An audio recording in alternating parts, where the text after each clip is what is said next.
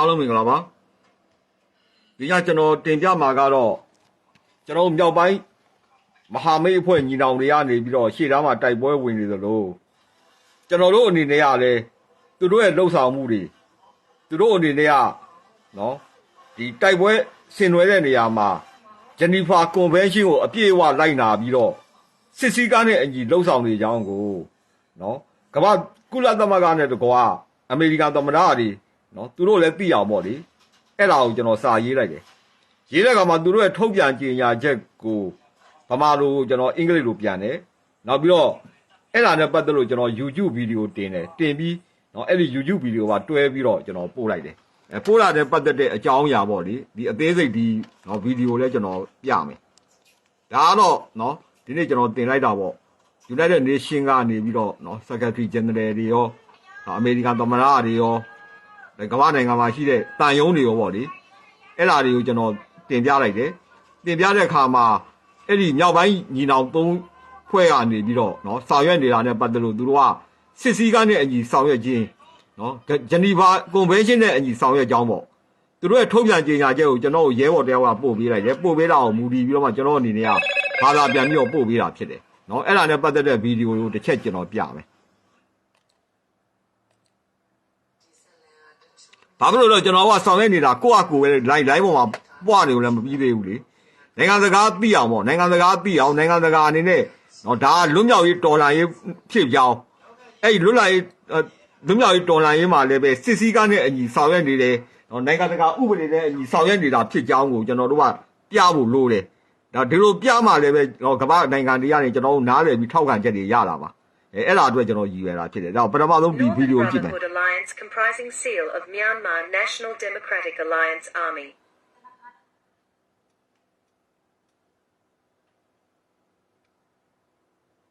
Thai National Liberation Army of Phalong State supported by Burma People Liberation Army Kachin Independence Army and People Defence Force have started the Operation 1027 on the 27th of October 2023 for liberation and multicultural federal democracy for Burma. This offensive is well supported by people of Burma. Northern Brotherhood Alliance fully obey the Geneva Convection, and they issue the following declaration. Special notification issued to soldiers of Myanmar military by 3 Brotherhood Northern Alliance. October 31st, 2023. 3 Brotherhood Northern Alliance managed to occupy over 80 military bases of Myanmar military within 5 days soon after the commencement of Operation 1027 offensive. We have effectively controlled Chinchwihor, Fongsai and Theana towns. During the offensive, many soldiers of Myanmar suffered huge casualties and deaths. Many of their military equipment and weapons have been seized. During the offensive, there are some Myanmar military soldiers who surrendered their weapons to us through the communication channels, and some have given up the fighting and surrendered to us to save their lives. Many contacted us through their families and relatives who helped them to get the freedom. On the 30th of October, 2023, although we could manage to crush the whole military base controlled by 50 Myanmar soldiers with hours, they surrendered us in time so that we spared all of their lives and arranged to relocate at a safe place.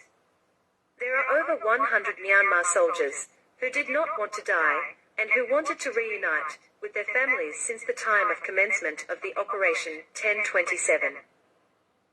We have determined to continue our operation until we achieve our objectives. The soldiers of SAC, who are in the military bases, where they are opposing us need to surrender, or give up their weapons by urgently communication with us. Our plan to treat those who surrender to us are as follows. We will guarantee their lives and their dignity, as a human being as well as a soldier, and not to harm them, and cause the danger to them. We will not do any torture, arrest on them. We will help them to reunite with their families as soon as possible. We will pay them the fare to go back to their homes as much as we can. We will provide health care and medical treatment to them as much as we can. Seal of Myanmar National Democratic Alliance Army. Thai National Liberation Army of Palong State. Arakan Army. We, people of Burma, want international communities to support our freedom battle of Operation 1027 to get success and assist us for freedom of our country to be liberated from brutal military junta. အဲ့ဒါကတော့နော်ညီနောင်သုံးဖို့မဟာမိတ်အဖွဲ့ပေါ့လေသူတို့ကနေပြီးတော့ကြေညာချက်ကိုကျွန်တော်ရရှိတယ်ရရှိတဲ့ကြေညာချက်ကတော့ဒါအင်္ဂလိပ်လိုဗမာလိုရေးထားတာပေါ့လေအဲ့ဒါကိုကျွန်တော်အင်္ဂလိပ်လိုဘာသာပြန်တယ်ပြန်ပြီးအဲ့ဘာသာပြန်ချက်နဲ့တကွာပေါ့လေဒီဗီဒီယိုပါကျွန်တော်လုပ်ပြီးတော့ဒီကမ္ဘာနိုင်ငံတွေရောဒီကုလသမဂ္ဂကရောပို့ပေးလိုက်တာဖြစ်တယ်ဒါကတော့ကိုတက်နိုင်တဲ့ဘက်ကပေါ့နော်ကိုတက်နိုင်ဘက်ကသူတို့လက်နဲ့တော့ကိုကမကင်နိုင်ဘူးလေလက်နဲ့မကင်နိုင်တော့ညာလည်းပဲကိုတက်နိုင်တဲ့ဘက်ကဒီနိုင်ငံတကာအနေနဲ့နော်ဒီလိုတိုက်ဒီတိုက်ပွဲရဆိုရင်ဒါနော်ဒီလိုဟိုသူတို့ဒီနယ်မြေတစ်ခုတည်းမကဘူးပေါ့ဗမာတပြည်လုံးလွတ်မြောက်ဖို့ဒီ Federal Democracy ကိုရရှိဖို့နော်လူ့အခွင့်အရေးတွေရရှိဖို့ဒါတွေပေါ့နော်အဲ့ဒါနဲ့ပတ်သက်တဲ့အကြောင်းအရာတွေကိုကျွန်တော်ကနေပြီးတော့နော်ဟိုတင်ပြခဲ့တာဖြစ်တယ်နော်အဲ့တော့ဒါနဲ့ပတ်သက်လို့ကတော့ဒါသူတို့ဗမာလိုထုတ်ပြန်ကြေညာချက်ပေါ့လေဒါကိုတစ်ခေါက်ကျွန်တော်ဖတ်ပြမယ်စစ်ကောင်စီလက်အောက်ခံမြန်မာတပ်မတော်သားများအတွက်အထူးတိုက်တွန်းနှိုးဆော်ချက်2023ခုနှစ်အောက်တိုဘာလ31ရက်နေ့ညီနောင်မဟာမိတ်3ဖွဲ့မှ Operation 1027စစ်စင်ရေးကိုစတင်ဆင်နွှဲပြီးနောက်စစ်စင်ရေး9ရက်တာကာလအတွင်းစစ်ကောင်စီစကားကြီးစကားငယ်စစ်ဘက်ဆိုင်ရာတပ်စခန်းပေါင်း80ကျော်အပါအဝင်ချင်းရွှေဟော်ဖောင်းဆိုင်တင်ကြီးမြို့များကိုအလုံးစုံထိန်းချုပ်ထားနိုင်ခဲ့ပြီးဖြစ်သည်ဤစစ်စင်ရေးရများအတွင်းစစ်ကောင်စီတပ်ဖွဲ့ဝင်များအများအပြားတေဆုံးဒဏ်ရာရကာစစ်လက်နက်ခဲယမ်းအသုံးဆောင်အမြောက်အများနဲ့သိမ်းဆည်းရရှိထားပါသည်Special notification issued to the soldier of the Myanmar military by the Three Brotherhood Northern Alliance 2023 October 31st. Three Brotherhood Northern Alliance has managed to occupy over 80 military bases of the Myanmar military within 5 days soon after the commencement of the Operation 1027 offensive. We have effectively controlled the Chinchwe, Pausa and the Dainisa towns. During the offensive, many soldiers of the Myanmar suffered huge casualties and deaths. Many of their military equipment and weapons have been seized. တပြိုင်နက်တည်းတွင်မိမိတို့ညီနောင်အဖွဲ့အစည်းများနှင့်တပ်ဖွဲ့ဝင်များထံသို့နီးစပ်ရာမှဆက်သွယ်ပြီးလက်နက်အပ်ခဲ့ကြသောသူများရှိခဲ့သလိုယခုစစ်စေးကာလအတွင်းအသက်မသေးလို၍လက်နက်ချအညံ့ခံသောသူများလည်းရှိခဲ့သည်ထို့အပြင်မိသားစုဆွေမျိုးမောင်နှမတငယ်ချင်းများမှတဆင့်မိတို့သာဆက်သွယ်လာ၍၎င်းတို့လွတ်မြောက်ရာအတွက်ကူညီဆောင်ရွက်ပေးပြီးနောက်လွတ်မြောက်သွားကြသည့်သူများလည်းအမြောက်အများရှိခဲ့ပါသည် During the offensive, they are the some Myanmar military soldiers who surrendered their weapons to us through the communication channels and some have given us the fighting and surrender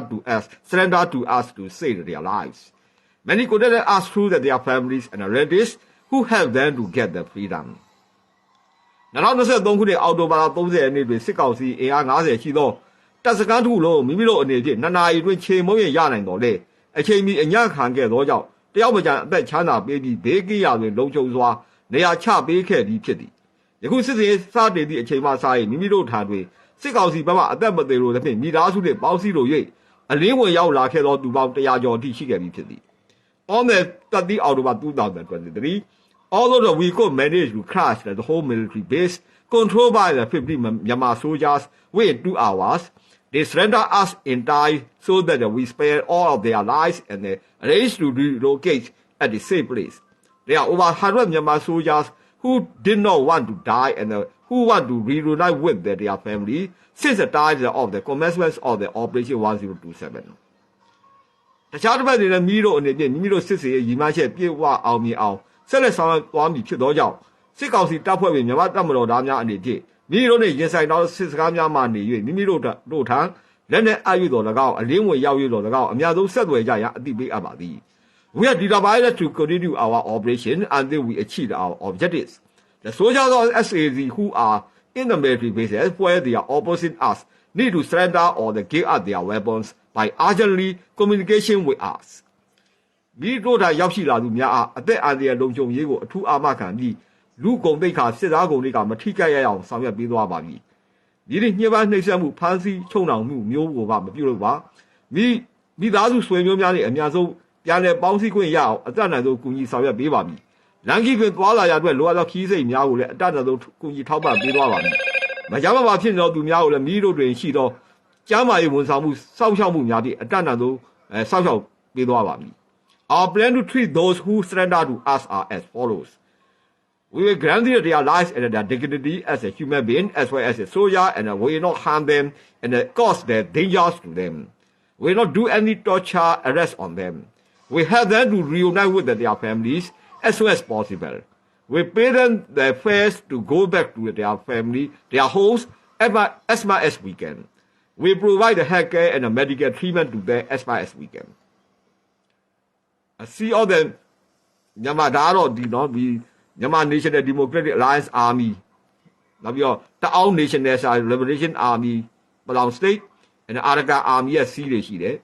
We the people of Baba want the international communities to support our freedom of vision for the Operation 1027 to get a success and assist us for the freedom of our country to be liberated from the brutal military junta.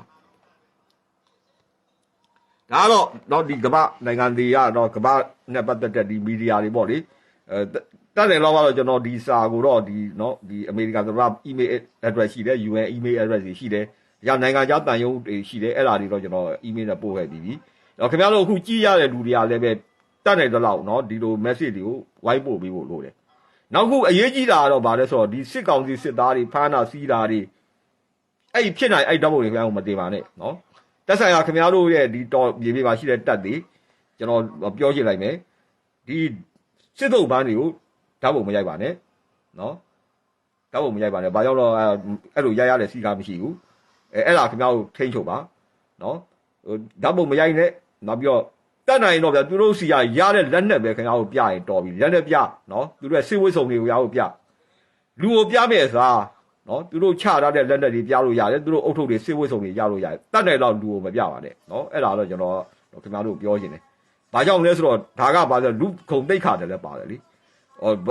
အရှုံးပေးဒီဩစတြေးလျမှာဆိုရင်ကျွန်တော်တို့က homeless ကိုဓာတ်ပုံရိုက်ဖို့မရဘူး homeless လမ်းဘေးမှာရောက်နေတဲ့လူသို့တော်လည်းပဲဒီလမ်းဘေးရောက်တဲ့လူလည်းလူသိတ်ခါရှိတယ်သူ့ကိုကျွန်တော်တို့ကဓာတ်ပုံရိုက်လို့မရဘူးနော်ရိုက်ခွင့်မရှိဘူးဒါလူကျင့်ဝတ်သိတ်ခါနဲ့အညီကျွန်တော်တို့လုပ်ဖို့လိုတယ်ထို့အတူပဲနော်သူတို့မိွားတဲ့ဒီစကားဆစစ်သားတွေဘာတွေကိုဖြစ်လာရင်ခင်ဗျားတို့အနေနဲ့ကသူတို့ဓာတ်ပုံမတင်ပါနဲ့သူတို့ရဲ့စစ်ဝတ်စုံတင်လို့ရတယ်သူတို့ကိုယ်ပိုင်မှတ်တွေခါကိုတင်လို့ရတယ်ကြာလာတင်လို့ရတယ်လူကလွဲရင်ပေါ့လေခါကိုကြာတဲ့ချက်တွေတင်လို့ရတယ်ဘာကြောင့်လဲဆိုတော့နိုင်ငံတကာအနေနဲ့ကကျွန်တော်တို့ဒီဒေါ်လာရေးကနော်လွတ်မြောက်ဖို့ဒေါ်လာရေးဖြစ်နေတာဒီလွတ်မြောက်ဖို့ဒေါ်လာရေးမှာလည်းဒီတိုက်ပွဲရအရေးကြီးတယ်